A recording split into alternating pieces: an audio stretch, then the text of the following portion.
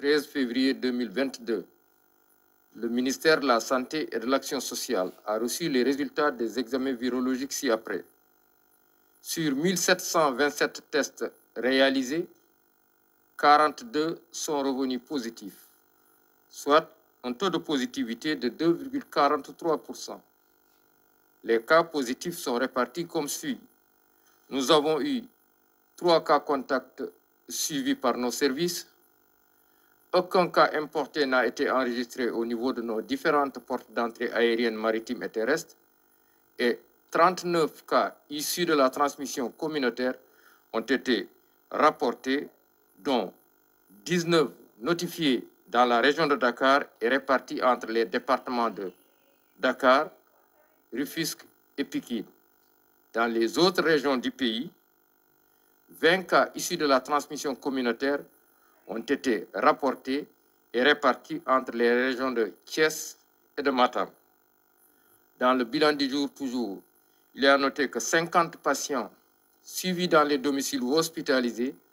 ont été contrôlés négatifs et déclarés guéris.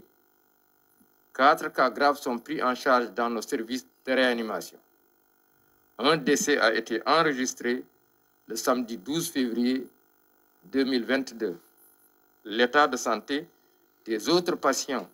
suivis dans les domiciles ou hospitalisés est jugé stable. À ce jour, 85 412 cas ont été déclarés positifs, dont 83 132 guéris, 1957 décédés et donc 322 patients encore sous traitement. Le ministère de la Santé et de l'Action sociale informe par ailleurs que depuis le début de la campagne de vaccination contre la COVID-19, 1 405 486 personnes ont été vaccinées sur l'étendue du territoire national. tey bésu dibéer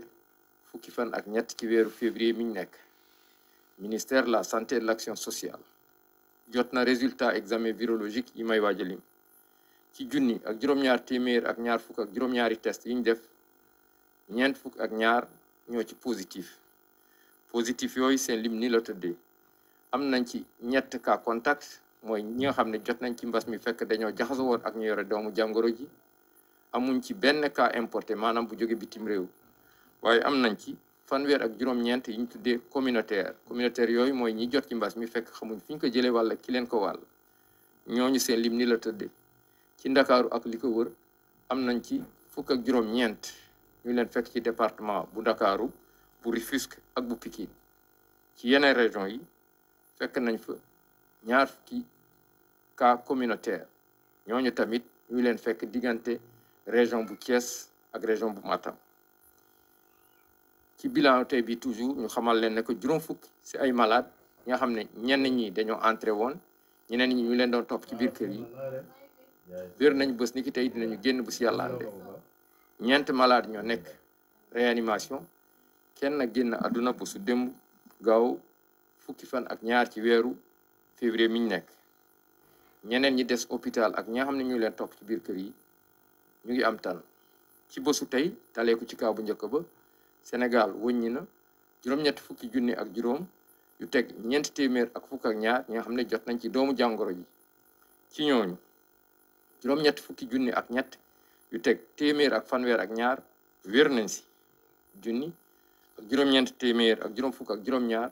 ñoo ñàkk seen bakkan mu des ci loxo docteur yi ak malade yi nga xam ne ñu leen topp ci biir kër yi